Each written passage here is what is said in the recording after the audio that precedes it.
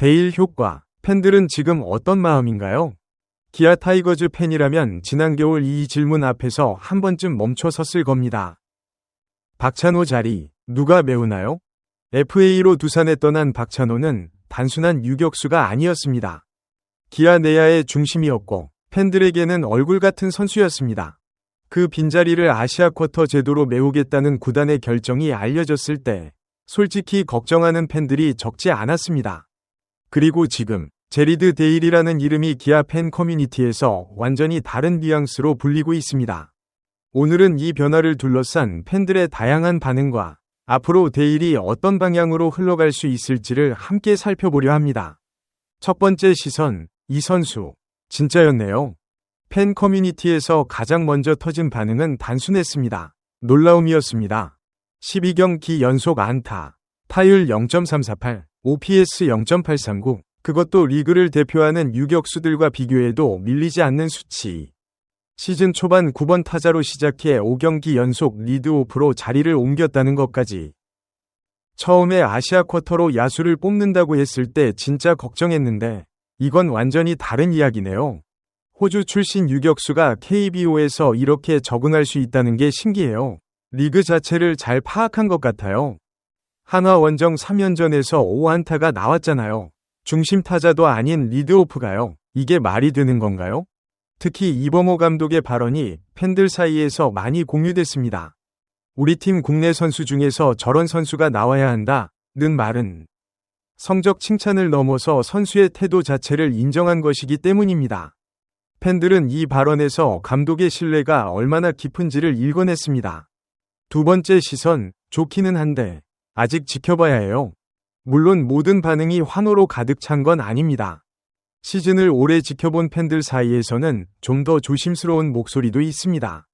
타율 0.348이 인상적인 건 맞는데 아직 홈런이 없잖아요. 유격수가 장타력까지 보여줘야 완전히 믿을 수 있을 것 같아요. 13경기 기준 수치예요. 상대 팀들이 데이터를 쌓기 시작하면 어떻게 달라질지 모르죠. 외국인 타자들이 초반에 잘하다가 중반 이후 급격히 무너지는 걸 우리가 얼마나 많이 봤어요. 조금 더 지켜봐야 해요. 이런 반응들은 비판이 아닙니다. 오히려 기아를 오래 응원해온 팬들이 가진 경험에서 나오는 조심스러움이에요. 기대가 크면 실망도 크다는 걸 알기 때문에 조심스럽게 기쁨을 누리는 방식이기도 합니다. 또 한 가지 주목할 점은 수비입니다. 타격 수치는 나와 있지만 수비 지표에 대한 이야기는 아직 많지 않습니다. 유격수는 야구에서 가장 중요한 수비 포지션 중 하나입니다. 팬들 중 일부는 데일의 수비가 박찬호 수준인지는 좀 더 봐야 한다는 의견을 내기도 했습니다. 세 번째 시선, 구단 결정에 대한 재평가. 데일의 활약이 이어지면서 지난 겨울 기아 프런트의 결정 자체에 대한 팬들의 시각도 달라지고 있습니다. 9개 구단이 모두 아시아 쿼터로 투수를 선택한 상황에서 유일하게 야수를 선택한 기아. 당시에는 이 결정을 두고 갑론을박이 있었습니다. 선발 로테이션이 불안한데 왜 투수를 안 뽑는 거야? 박찬호 공백이 크긴 하지만 아시아 쿼터 야수가 그걸 메울 수 있을까? 이런 의구심들이 지금은 다른 말로 바뀌고 있습니다. 현장에서 유격수 자리가 더 급하다고 판단한 거잖아요. 그 판단이 맞았네요. 올러도 잘 던지고 있고 데일도 치고 있고 기아 프런트가 이번 오프시즌 진짜 잘한 것 같아요. 다른 팀들 아시아 쿼터 투수들이 다 잘하는 건 아니잖아요. 역으로 생각하면 기아가 더 현명한 선택을 한 것일 수도 있어요.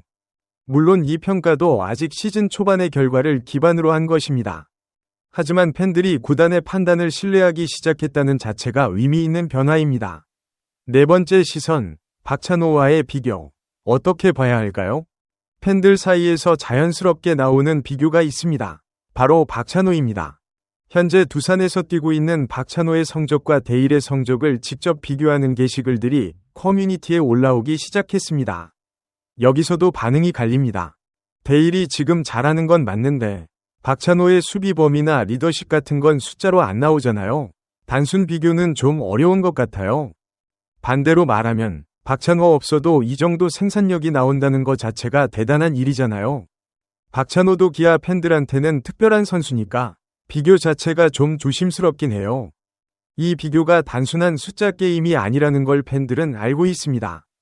박찬호는 기아에서 오랜 시간을 보낸 선수이고 데일은 이제 막 적응을 마친 신인에 가깝습니다. 두 선수를 같은 기준으로 놓기엔 아직 이르다는 분위기가 지배적입니다. 시나리오로 보는 데일의 남은 시즌.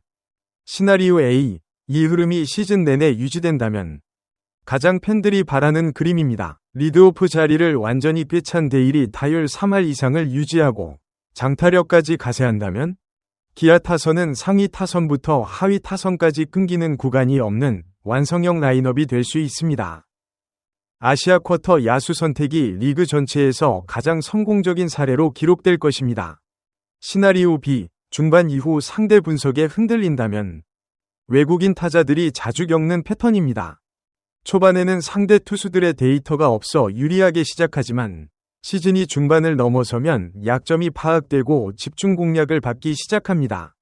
데일이 이때 어떻게 대응하느냐가 진짜 실력의 척도가 될 것입니다.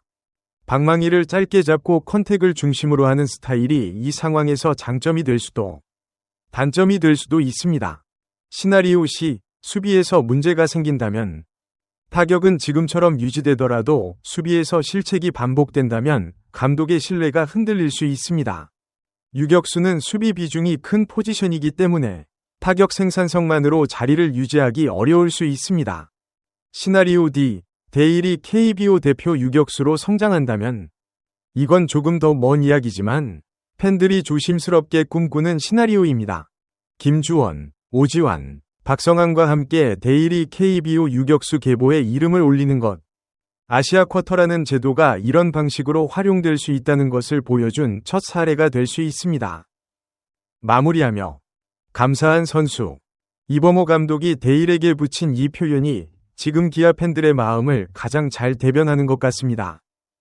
박찬호의 공백이 메워질 것이라고 기대한 팬은 많지 않았습니다. 그런데 지금 데일은 그 공백을 메우는 것을 넘어서 기아 공격의 새로운 출발점이 되고 있습니다. 물론 시즌은 아직 길고 야구는 언제나 예상을 벗어납니다. 하지만 지금 이 순간만큼은 데일이라는 선택이 옳았다는 것을 숫자가 보여주고 있습니다. 여러분은 제리드 데일의 이번 시즌 어디까지 기대하고 계신가요? 시즌 끝까지 이 흐름이 이어질 수 있을지 아니면 좀 더 지켜봐야 한다고 생각하시는지 댓글로 편하게 의견 남겨주세요.